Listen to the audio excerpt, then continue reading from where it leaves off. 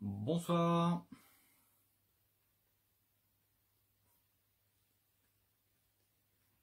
« 20h07. Comment commencer l'année 2022 en retard ?» par Grégory Pelletier.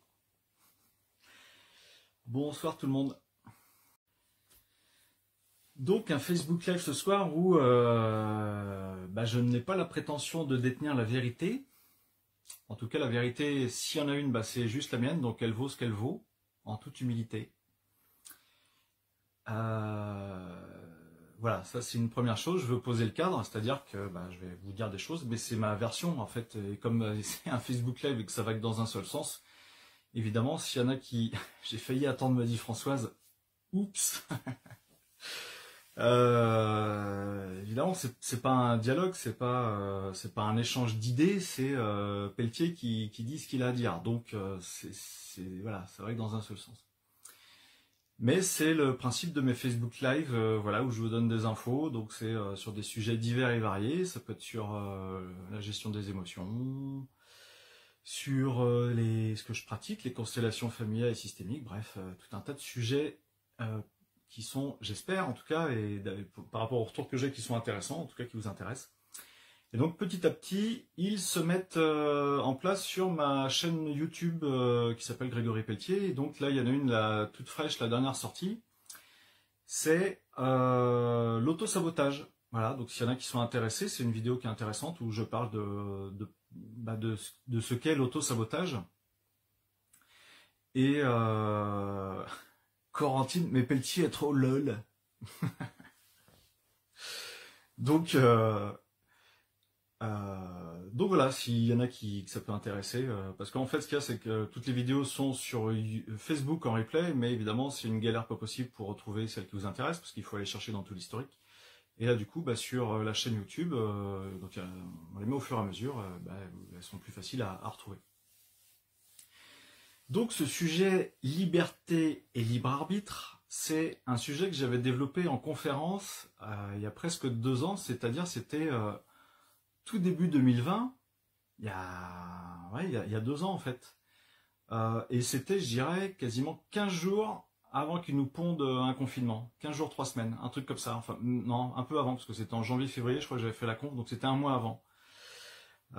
Et donc j'avais fait 3 conférences. J'avais fait une conférence sur l'origine émotionnelle des maladies, une conférence sur la liberté et une sur leur libre arbitre ou un truc comme ça, ou le lâcher prise. Enfin bon, bref. J'avais fait 3 conférences espacées de quelques semaines. Et peu de temps après, on nous pond un magnifique confinement.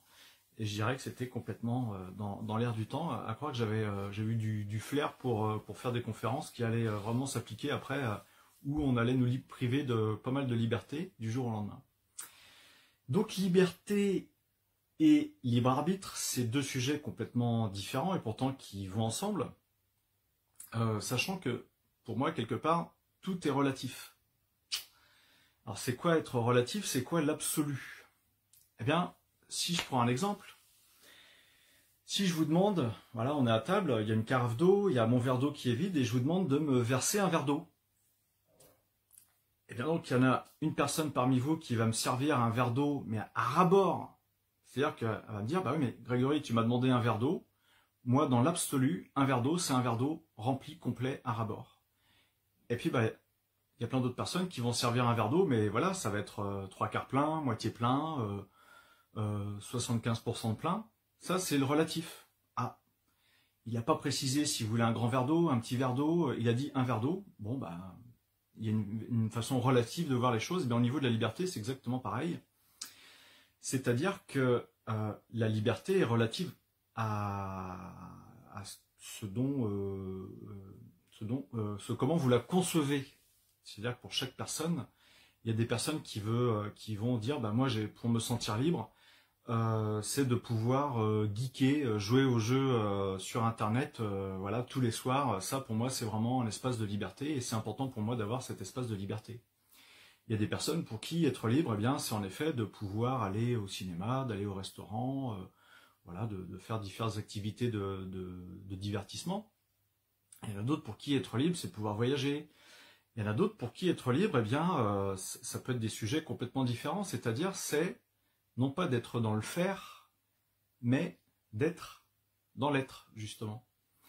Et c'est là où il va y avoir une grosse différence au niveau de la liberté, parce que je pense que c'est un sujet qui est vraiment d'actualité, parce que depuis quelque temps, quand même, il y a des personnes qui font en sorte que d'autres personnes, c'est-à-dire une grande majorité, risquent ou soient privées de liberté.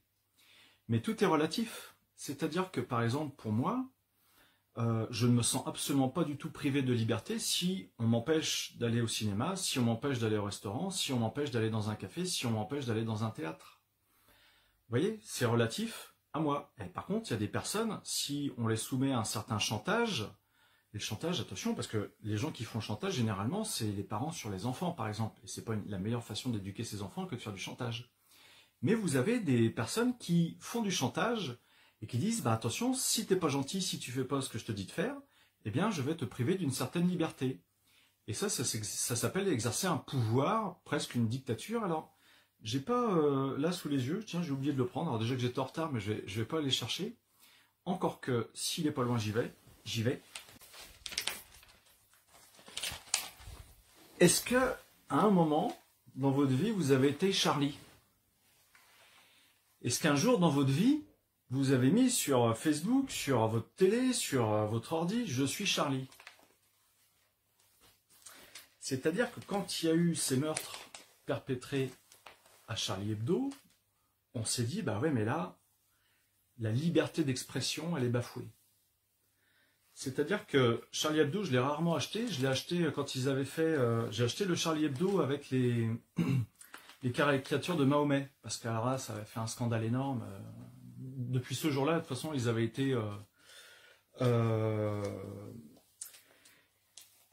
ils étaient protégés par les policiers. Parce qu'en fait, depuis ce jour-là, ils risquaient d'avoir un attentat. Et donc, là, vous le voyez à l'envers. Mais je vous invite à acheter le Charlie Hebdo de ce mois-ci, ou de cette semaine, je ne sais pas si c'est un mensuel. Et donc c'est marqué Charlie Hebdo, 2022, tenez bon, plus que 4 mois de dictature.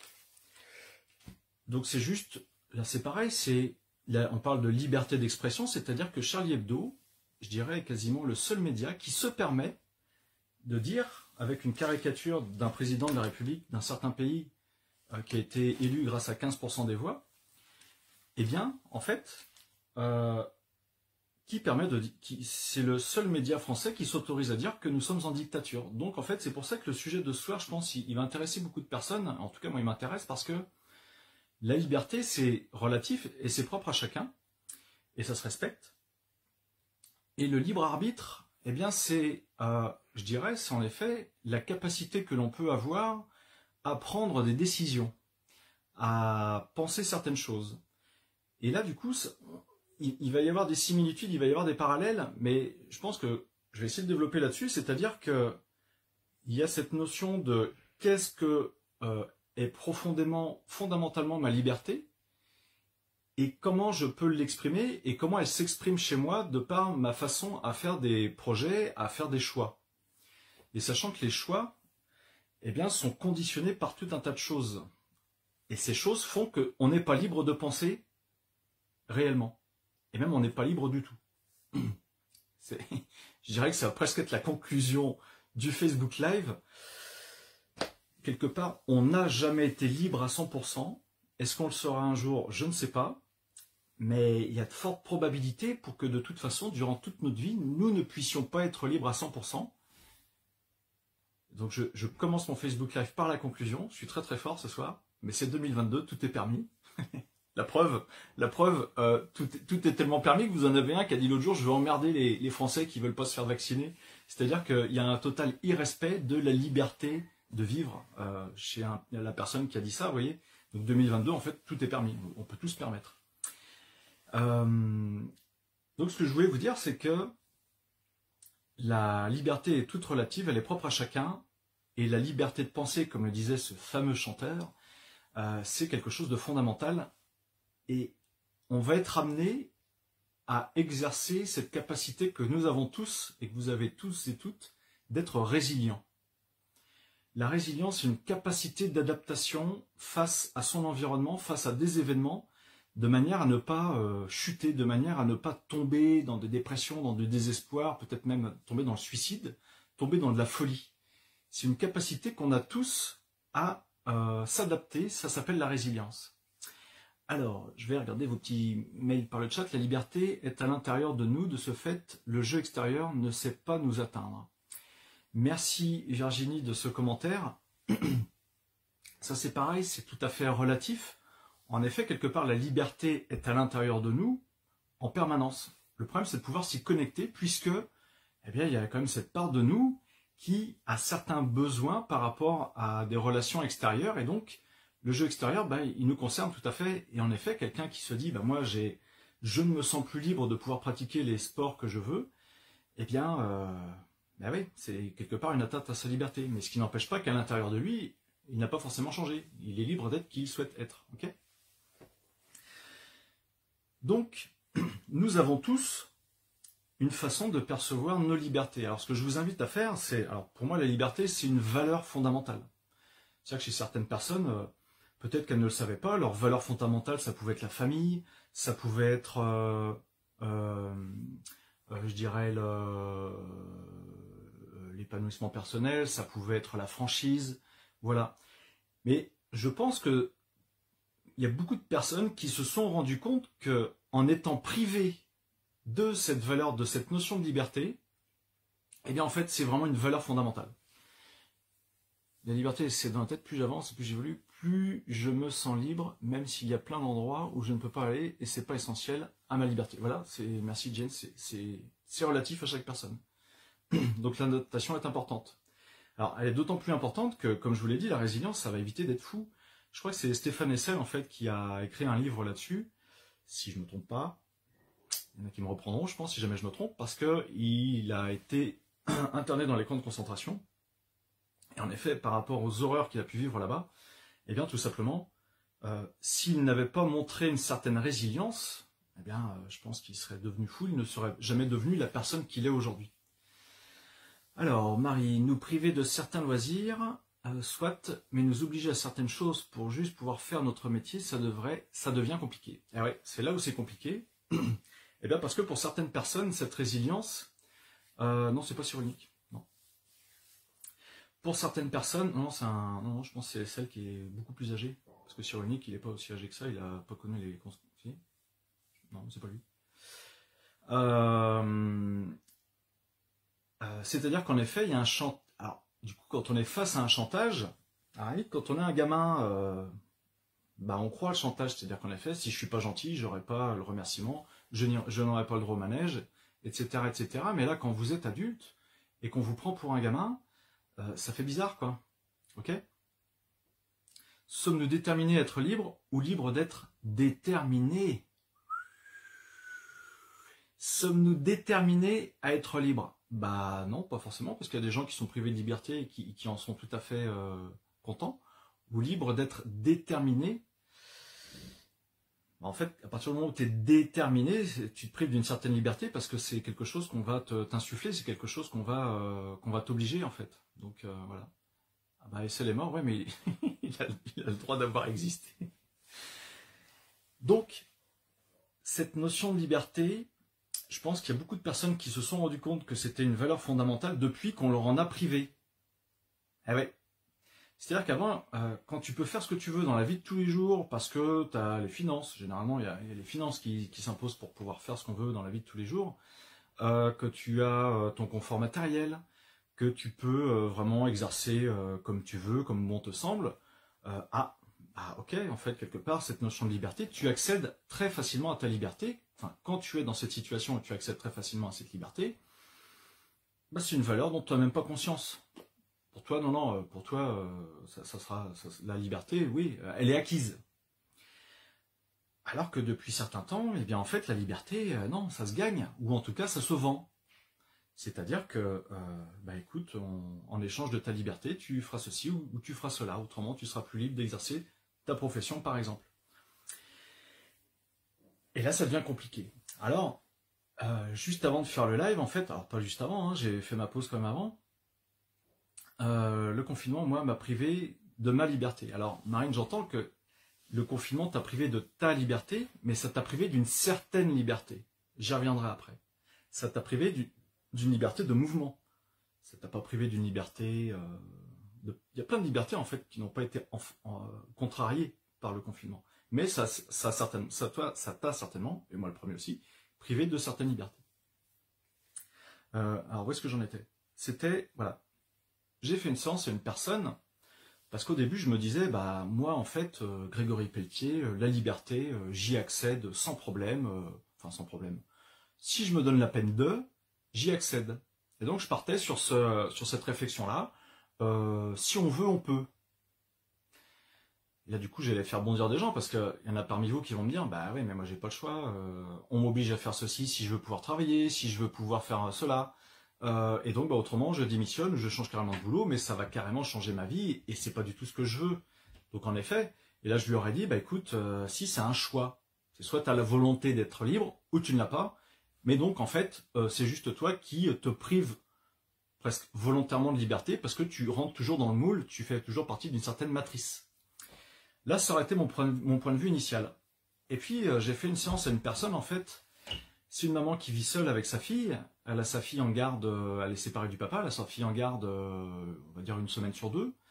Et donc elle m'a consulté parce qu'en fait sa fille subit des attouchements sexuels de la part de son père, elle en a subi aussi de la part de son grand-père, et il y a une relation avec la belle-mère qui est plutôt incestueuse. Donc en fait elle a fait 2 procès contre son mari et la belle-mère, par rapport à tout ça, pour avertir la justice que quelque part même sa fille l'a témoigné devant un professionnel de santé. Donc la professionnelle de santé est venue témoigner devant la justice. Donc tout pourrait porter à croire que la maman allait avoir gain de cause pour sortir sa fille des griffes de ces gens qui ont des comportements pédophiles. Et puis non, non-lieu dans les 2 cas. Et là je me suis dit, bah ouais Greg, là ça va te faire réfléchir sur la liberté. Parce qu'en fait, on est vachement tributaire du système dans lequel on vit. C'est-à-dire que si votre justice dans votre pays n'exerce pas vos droits, ne permet pas à vos droits d'être exprimés, et puis donc du coup de défendre les valeurs du pays, liberté, égalité, fraternité, en fait on est très mal. Et là c'est exactement ce qui se passe. Donc du coup j'ai un peu retourné ma veste, et je me suis dit, bah ouais, la liberté c'est tout à fait relatif, mais à tout un système. C'est-à-dire qu'elle n'est pas relative que à nous, que par rapport à l'idée qu'on s'en fait, elle est aussi relative au système dans lequel on vit, et donc c'est là où ça rejoint cette notion de privation de liberté, et puis comme le dit Charlie Hebdo, on est en dictature. Oui, je me suis senti comme une prisonnière, besoin d'être dehors en mouvement dans la nature. Alors Marine, je te rejoins, moi aussi. Sauf que je suis sorti dans la nature, et puis, ça m'a posé aucun problème. Il faisait super beau en plus lors du premier confinement, donc c'était génial. Donc cette liberté, eh bien on doit faire preuve de résilience si on veut se sentir libre. Le plus libre possible. Donc c'est pour ça que Marine, j'espère pour toi que tu as trouvé des moyens de compenser ta frustration ou ta colère à ne pas pouvoir sortir dans la nature et à respirer le bon air, et puis à pouvoir profiter du soleil. Alors évidemment, c'est là où on va rejoindre le libre arbitre, parce qu'il y a beaucoup de personnes qui, pendant le confinement, se sont dit « Ah oui, mais moi j'ai peur d'un microbe, parce qu'on m'a dit, dans les médias, ils m'ont dit que si je sortais dehors, je risquais d'être malade, d'attraper un microbe, et donc, à ce moment-là, soit j'allais être malade et mourir, soit j'allais être malade et puis contaminer papy, mamie, Pierre-Paul Jacques, bref, une diffusion énorme d'une pandémie. Sauf que, là du coup la personne, elle écoute ses peurs. Alors elle a écouté les médias qui lui ont dit que, elle écoute ses peurs, et à partir de ce moment-là, elle est conditionnée, c'est-à-dire qu'elle va elle-même se priver de liberté, et là c'est la liberté de vivre, tout simplement, la liberté de sortir de chez elle, de profiter du soleil, etc. etc. Et là, c'est là où intervient le libre arbitre. C'est-à-dire que, est-ce qu'une personne qui est sous le joug de ses émotions et des informations qu'on lui donne peut exercer pleinement son libre arbitre? Est-ce qu'elle le peut? Et donc, du coup, se connecter à ce qui va la rendre libre. Et là, il y a James qui nous dit « Je ne suis jamais autant sorti que pendant les confinements. » Ouais, j'en connais des comme ça. Vous comprenez que, enfin j'espère que vous comprenez, que le libre arbitre a un rôle hyper important dans la notion de liberté. Et pour avoir le meilleur libre arbitre possible, pour moi, il y a au moins 2 éléments qui sont hyper importants. C'est la connaissance, l'information, et puis de 2, pouvoir gérer ses émotions. Et ça, c'est énorme. Pourquoi la connaissance? Eh bien, tout simplement parce que, moi j'ai 2-3 bouquins quand même.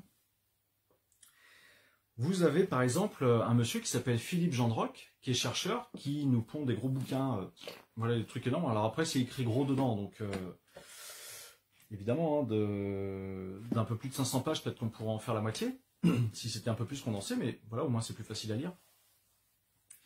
Mais donc lui, je peux vous dire qu'il fait des recherches, et puis il vous démonte, mais il vous démonte complètement toute cette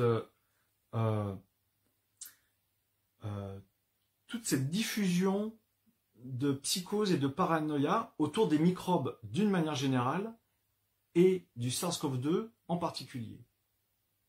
Donc en fait, lorsqu'on lit certains bouquins, eh bien, on va comprendre que quelque part notre peur n'est plus fondée comme elle pouvait l'être, puisque on va comprendre que grâce à la connaissance, si je vais accéder à certaines connaissances, à certaines informations, eh bien, je vais me rendre compte que la vérité n'est pas telle qu'on veut me la vendre. Et puis, vous avez des médecins, vous avez des chercheurs, vous avez des journalistes scientifiques qui vous ont fait aussi des bouquins sur les vaccins. Là, c'est hépatite, les vaccins catastrophes. Vous avez un médecin, c'est docteur Alain Perrier, qui vous a fait aussi un autre bouquin sur vaccins à but de confiance. En fait, des bouquins sur les vaccins, il en existe plus de 170 qui remettent en cause l'intérêt et surtout la bienveillance des vaccins, ou en tout cas leur bien fondé. Et puis là j'ai un autre petit bouquin qui traîne, alors je ne vais pas tous vous les sortir parce que j'en ai quand même plusieurs sur tous ces sujets-là, mais c'est La vérité sur les médicaments. Là c'est pareil, c'est des médecins qui ont fait ça. Tout ça pour vous dire que le libre arbitre, eh bien c'est pas gagné d'avance, et pour avoir un libre arbitre qui soit le plus juste possible, eh bien c'est de pouvoir s'informer, notamment par la lecture. Vous avez aussi certains réseaux sociaux qui sont sérieux, et aussi par les échanges, par des dialogues, en discutant avec les uns avec les autres. Voilà, quels sont les arguments que vont avancer les uns, quels sont les arguments que vont avancer les autres. Est-ce que en fait, il y a des études qui prouvent aujourd'hui que le port du masque va vous empêcher d'attraper un virus? Trouvez-moi l'étude qui va vous prouver ça. Par contre, des études qui prouvent que le port du masque en permanence est néfaste pour la santé, là, il y en a pléthore. C'est le libre arbitre. Donc du coup, quand on sait que quelque chose ne sert à rien, à quoi ça sert de le porter? Comprenez le truc? C'est du libre arbitre. Je vais porter un jugement par rapport à ce qu'on me demande de faire, à ce qu'on me demande d'être, ou à ce qu'on m'oblige à faire ou à être. C'est super important ça. Et il y a Bruno Gassio, je ne sais pas si vous connaissez, c'était celui qui faisait les Guignols de Canal+. Donc il y avait lui et puis il y avait Yves Lecoq. Donc Bruno Gassio sur YouTube, en fait, il y a une super interview de lui. C'est vraiment passionnant, elle dure 1 heure à peu près. Je l'ai partagé sur ma page Facebook perso.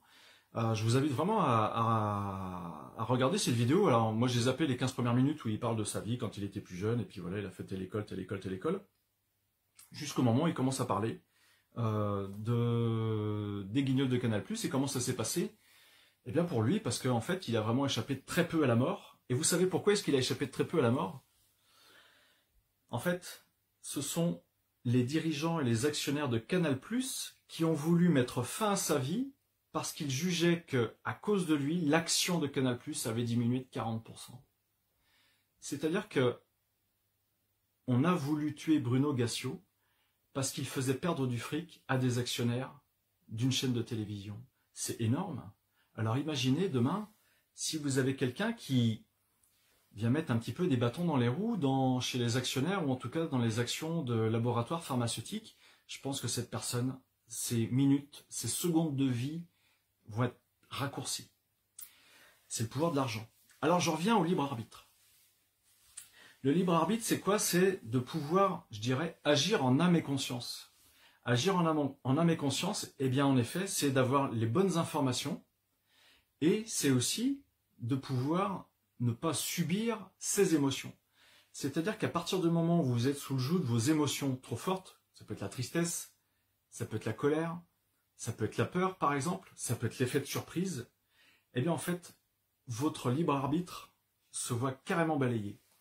Et donc imaginons que demain, eh bien, il y ait certaines personnes qui fassent en sorte que tous les médias disent « Attention, vous risquez de mourir. » Et en plus, on va vous dire « Vous êtes en guerre. » Et qu'on va vous le répéter tous les jours. Eh bien, forcément, on va entraîner une énergie de psychose, de paranoïa. Et là, les gens sont complètement verrouillés au niveau du cerveau parce que les pauvres, ils sont dans leur peur. Et ils sont très, très, très, très, très difficiles à pouvoir atteindre pour pouvoir les calmer, pour pouvoir les rassurer, parce que en fait, ils sont pris dans un engrenage assez infernal. Jens, ouais. Beaucoup de personnes qui ont mis le nez dans les affaires des autres, que ce soit en disant mort, d'accident ou maladie foudroyante, bah ouais, ça y en a beaucoup. Donc vous pouvez renseignez-vous. Par exemple, il y a Claire Sévérac qui a écrit d'excellents bouquins sur eh bien, sur ce qui se passe un petit peu à l'heure actuelle, mais elle avait devancé un petit peu tout le monde. Donc en fait, ce qu'il faut essayer de comprendre, c'est que ce soit vous, que ce soit moi, demain, si nous sommes sous le joug d'émotions trop fortes, de choc émotionnel, quand on parle de choc émotionnel, c'est quelque chose de violent, eh bien notre libre arbitre se trouve complètement faussé. On a des zones du cerveau qui s'éteignent. Alors c'est imagé ce que je dis, mais si on s'intéresse aux neurosciences, là c'est pareil, ça fait partie de la connaissance, ça fait partie du savoir. Les neurosciences, vous avez plein de bouquins sur les neurosciences. Je pourrais vous en sortir un ou deux là. Eh bien, en fait, vous avez des zones du cerveau qui s'éteignent, en tout cas qui ne sont plus actives et qui ne vous permettent plus de réfléchir, mais vous êtes directement dans l'action, dans la protection. Et c'est hyper important de comprendre ça parce qu'aujourd'hui, vous pouvez avoir des personnes, on va peut-être les juger trop rapidement dans leur façon d'agir et leur façon d'être, mais ce sont juste des personnes qui sont anesthésiées au niveau de leur libre arbitre, tout simplement parce qu'elles sont dans des peurs. Et ce qui se passe, c'est que lorsque vous avez des personnes qui sont dans leur peur, et c'est entretenu en permanence, je dis bien en permanence, tous les jours par des médias, par les collègues qu'elles vont trouver, par les gens de leur famille, eh bien forcément, il y a un sentiment d'insécurité qui est là en permanence, et les gens sont forcément sur la défensive, et malheureusement, il n'y a pas d'issue pour l'instant pour elles. Alors moi, ce qui me fait un petit peu plus peur là-dedans, c'est-à-dire que le jour où on va sortir de cette matrice, je parle de matrice parce que c'est pas parce qu'il y a Matrice 4 qui est sortie et que je ne suis pas encore allé voir, mais peut-être que j'irai le voir un jour, je ne sais pas. Mais j'ai vu le Matrix 1 est ressorti récemment à la télé, par exemple, je crois, et puis vous l'avez sur Netflix, par exemple. Mais donc, c'est-à-dire que c'est le système dans lequel vous évoluez. On évacue dans un système, et donc on peut dire que c'est une matrice. Eh bien, ces gens-là ne peuvent pas aujourd'hui ressortir de la matrice, et le jour où la matrice va s'effondrer, c'est-à-dire qu'à la limite on va dire, écoutez, il n'y a plus de microbes dangereux qui existent, vous ne risquez plus rien, vous ne risquez plus d'être malade, vous ne risquez plus de transmettre une quelconque maladie, et donc vous allez arrêter de vous sentir coupable peut-être de la mort de certaines personnes si jamais vous véhiculez un microbe. Eh bien je pense que ces personnes resteront toujours avec ce profond sentiment de trouille, de trouillite aiguë, de stress, et moi du coup je vais appeler ça un stress post-traumatique. C'est-à-dire qu'elles ne pourront toujours pas prendre conscience et réaliser que ça va mieux et qu'en fait elles n'ont plus besoin d'avoir peur. Alors, je regarde vite fait les sur le chat. Voilà. D'où la plus belle phrase, éteignez la TV et allumez votre cerveau. Voilà, par exemple, donc allumer le cerveau, ça peut être très bien, tout simplement par de la lecture. Alors, ce qui se passe, c'est que les personnes qui sont dans ce stress peuvent avoir tendance à chercher non pas une solution pour se libérer de ce stress parce qu'elles n'en ont pas conscience, mais par contre pour entretenir ce stress. C'est-à-dire comme s'il pouvait y avoir une sorte de dépendance au stress, comme s'il pouvait y avoir du coup, ça me nourrit d'être stressé. C'est hyper pervers, c'est hyper vicieux, mais c'est hyper bien mené. Ça, je peux vous le dire. Ce qui fait que pour sortir de cette matrice et accéder à leur libre arbitre, eh bien c'est encore plus compliqué parce qu'il y a une dépendance. Je parlais tout à l'heure d'auto-sabotage, la vidéo que j'ai faite sur l'auto-sabotage. Malheureusement, en effet, elles s'auto-sabotent elles-mêmes leur vie, mais parce que on leur a créé cette dépendance à la peur. C'est juste énorme. Alors, qu'est-ce qu'on peut faire par rapport à ces personnes-là qui ont d'énormes difficultés? C'est même pas ça, c'est qu'elles n'ont même pas conscience qu'elles n'ont plus de libre arbitre face à la situation. Eh bien, c'est de les écouter et peut-être, par touche homéopathique, eh bien, d'aller leur donner des petites infos jusqu'au moment où peut-être qu'il y aura une remise en cause de l'information à laquelle elles ont accès. Mais alors, ce que je me dis, c'est que le jour où une personne prend conscience que depuis 2 ans, on l'a induite en erreur, qu'elle s'est trompée, et qu'en fait, quelque part, c'est presque inenvisageable pour elle, eh bien, c'est pas sûr qu'elle veuille décrocher de ça. Parce qu'en fait, elle va peut-être en permanence entretenir cette obligation d'être en permanence en insécurité, d'être en permanence en stress. Donc, ce libre arbitre-là, je vous dis, tant qu'on est sous le joug d'émotions très fortes, on n'a pas accès à son libre arbitre. C'est très compliqué. Alors, si je sors carrément de ce sujet-là, pour, je dirais, les personnes qui ne font pas partie de cette matrice, comment faire en sorte de pouvoir exprimer au maximum son libre arbitre? Comme je vous l'ai dit, c'est la culture, c'est de se renseigner, d'avoir les bonnes informations, quel que soit le domaine. C'est de ne pas forcément prendre l'information comme ça, brute de décoffrage, telle qu'on vous la donne, mais d'avoir un regard critique. Essayez d'avoir un regard critique par rapport à l'information qu'on va vous donner. Si vous n'avez pas ce regard critique, peut-être essayer d'avoir une ou deux autres informations, soit contradictoires, soit qui vont dans le même sens. Mais en effet, qu'il puisse y avoir une balance et que ça crée un équilibre. Ok, c'est exactement la même chose avec ce que les médias cherchent par tous les moyens à nous insuffler au sujet du réchauffement climatique.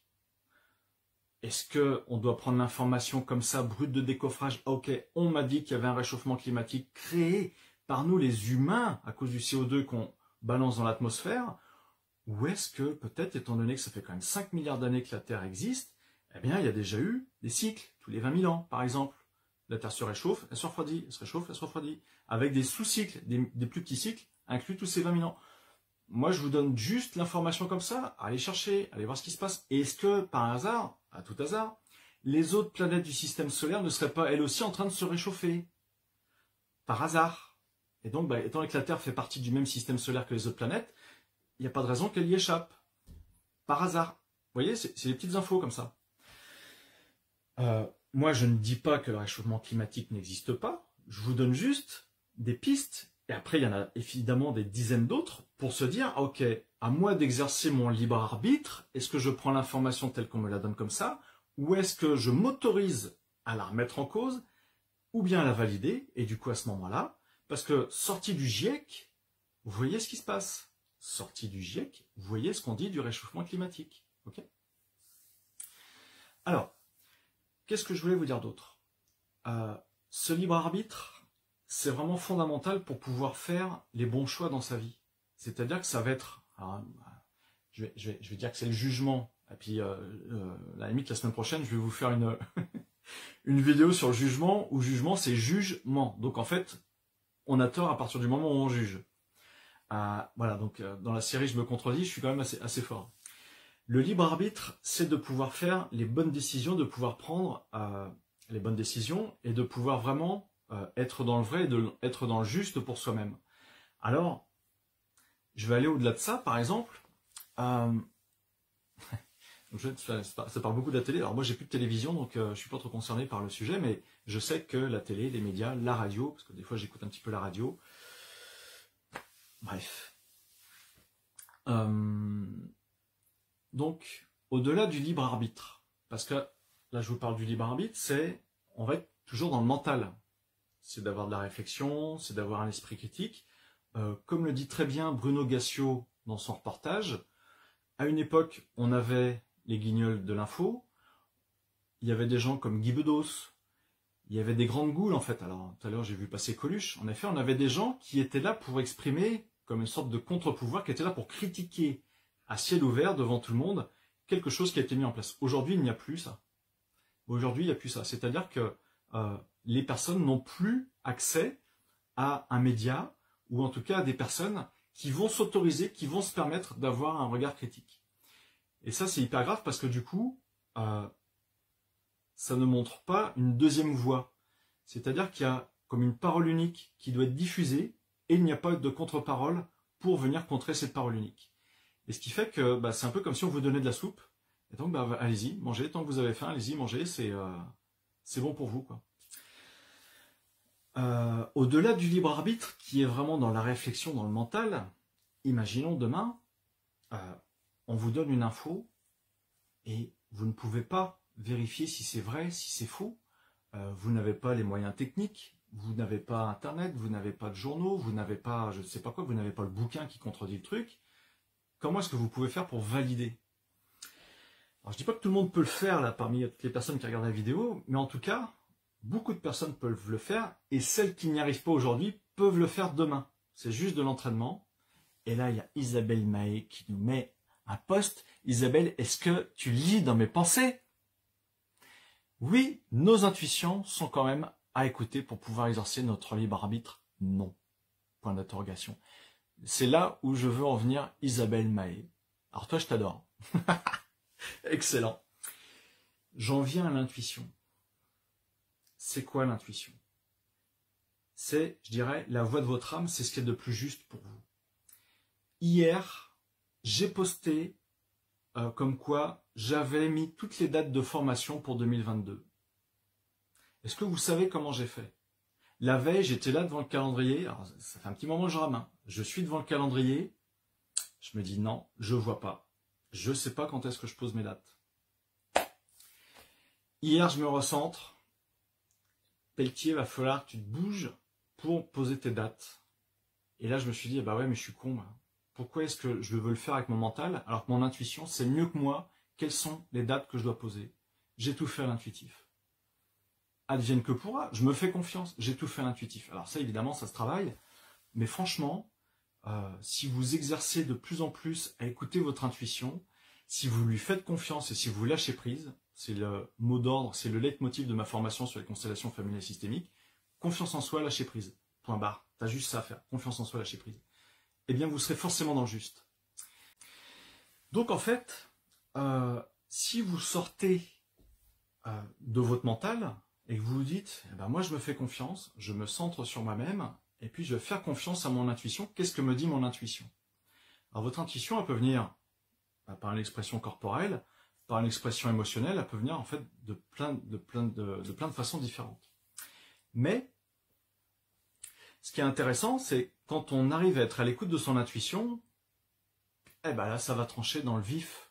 C'est-à-dire que ce n'est pas de la réflexion, ce n'est pas le fait d'avoir lu 15 bouquins sur le sujet qui va vous donner la bonne réponse, c'est votre intuition. Ok? Comment je fais pour affûter, aiguiser mon intuition? Eh bien déjà, je vais me connecter à qui je suis. Je suis un être vivant. Et donc, je vais me connecter le plus possible à la nature. Et non, alors, je ne sais pas pourquoi, mais je le répète quasiment à chaque live, il y a trop de personnes qui vivent entourées de béton. Ils dorment dans du béton, ils mangent dans du béton, ils marchent sur du béton, ils travaillent dans du béton, ils vont faire les courses et du béton. Ils sont bétonnés en permanence. Eh bien, ce n'est pas l'endroit naturel où nous, les êtres vivants, les êtres humains, devons vivre. On doit vivre en pleine nature. Alors, sortez dehors, allez vous connecter aux arbres, aux herbes, aux fleurs, à ce que vous voulez, même si on est en plein hiver, on s'en fout, il n'y a pas de saison. C'est d'aller se connecter à la nature et d'écouter vos ressentis quand vous êtes en pleine nature, d'écouter vos ressentis quand vous êtes dans votre béton. Écoutez tout ça. Ça, c'est une première étape. Et puis, évidemment, peut-être que vous avez déjà vécu des moments où ça s'appelle des synchronicités. C'est-à-dire que vous voulez appeler quelqu'un depuis 3 jours, et puis ça fait 3 jours que vous procrastinez là. Vous dites, ah bah non, mais moi, c'est pas possible, faut vraiment que je l'appelle. Vous prenez votre téléphone, vous êtes prêt à l'appeler, et là, paf, qui est-ce qui appelle? C'est la personne. Ça s'appelle une synchronicité. Vous pouvez exercer ces synchronicités en exprimant le désir. Vous prenez votre voiture, vous voulez vous garer en plein centre-ville d'une ville ou à côté d'une administration, et vous dites, oh, jamais de place là-bas, c'est pas possible. avant de partir de chez vous, faites la demande. Je demande à l'univers, je demande à qui vous voulez, je demande à ce que lorsque j'arrive, il y ait une place pour moi pour que je puisse me garer le plus près possible de l'endroit où je vais. Et si vous le faites et que vous y croyez, que vous y mettez tout votre cœur, si vous y mettez de la colère, ça marchera pas. Si vous y mettez du stress, ça marchera pas. Si vous mettez ce que vous voulez de négatif en émotion, ça ne marchera pas. Par contre, si vous y mettez du positif et que vous y croyez, la synchronicité va faire que, en effet, vous allez arriver dans l'endroit où vous souhaitez aller. Et comme par hasard, soit il y a une bagnole qui vient de s'en aller, soit il y a des gens qui arrivent et ils vont prendre leur voiture. Ok ? Ça s'appelle synchronicité. Et donc, ça va vous permettre d'être de plus en plus connecté à qui vous êtes. C'est-à-dire que vous êtes créateur de votre réalité. Et donc aussi, vous êtes créateur de votre liberté. Par rapport à l'intuition, en effet, j'ai déjà fait des vidéos où on va travailler l'ancrage. Eh bien, plus vous êtes ancré, mieux vous êtes connecté à votre intuition. Et donc, une fois, j'avais proposé un exercice qui est hyper simple. C'est-à-dire, imaginons, vous devez faire un choix entre, est-ce que je dois déménager ou pas? Est-ce que ce qu'il y a de mieux pour moi, c'est de déménager? Ou bien ce qu'il y a de mieux pour moi, c'est de rester dans mon appartement? La réponse, c'est oui ou c'est non. Ou bien c'est je déménage, je reste dans l'appartement dans lequel je vis. Ok? Et bien à ce moment-là, vous prenez des bouts de papier. Vous écrivez sur le premier bout de papier je déménage de l'appartement dans lequel je suis.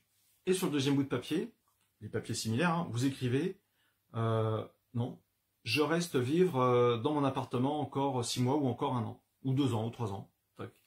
Vous pliez en 4, en 5, en 10 les bouts de papier, vous les mélangez, vous les jetez au sol, vous vous mettez devant, vous faites le vide en vous, faites une bonne inspiration, expiration, vous vous recentrez. J'ai proposé des exercices de recentrage, je pense qu'ils sont sur ma chaîne YouTube.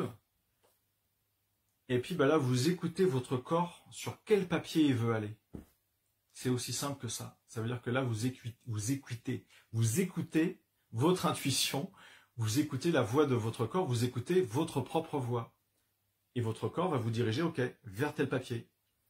Et là, vous ouvrez le papier et vous avez la réponse. Alors vous allez me dire, ouais, c'est pas possible, ça marche pas. Déjà, si vous partez avec l'état d'esprit que ça marche pas, il y a de fortes chances que ça ne marche pas.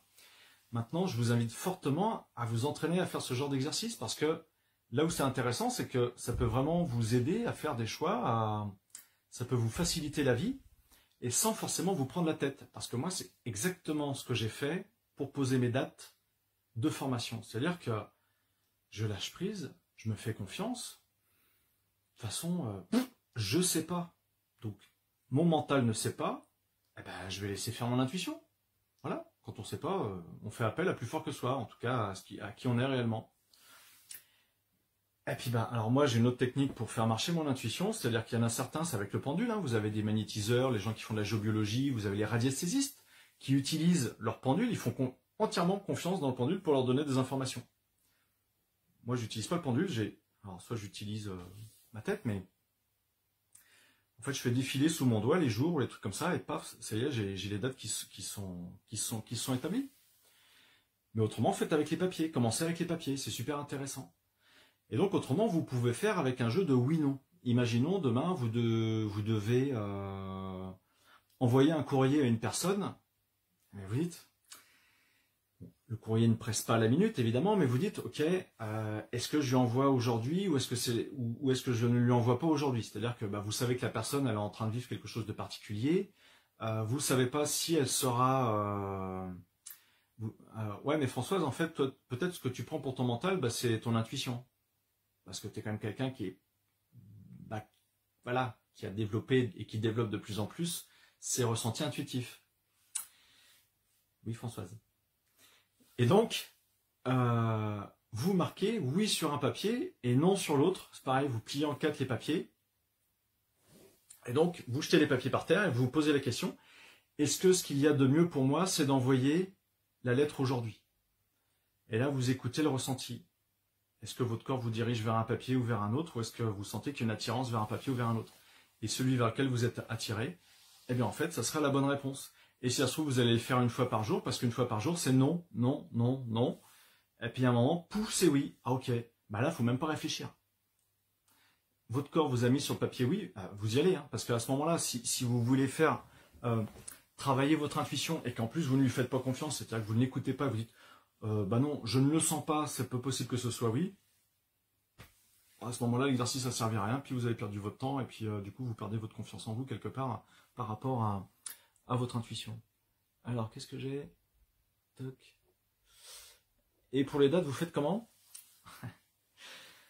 En fait, j'ai pris le calendrier et je fais glisser mon doigt, pouf, et je sais que là où le doigt s'arrête, c'est la bonne date où je devais poser mon week-end, ou bien je devais commencer à poser la semaine de formation, parce que j'ai des formations sur 3 week-ends, ou bien sur des 5 jours.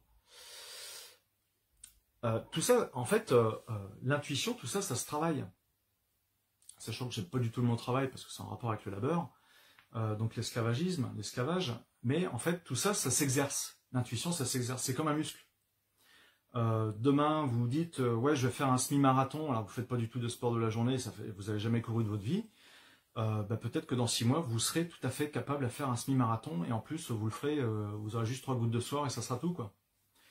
C'est-à-dire que grâce à l'exercice, grâce à l'entraînement, vous aurez obtenu certaines capacités physiques, en respiration, développement musculaire, etc., vos pieds aussi, qui vont vous permettre de faire un semi-marathon, 20 km.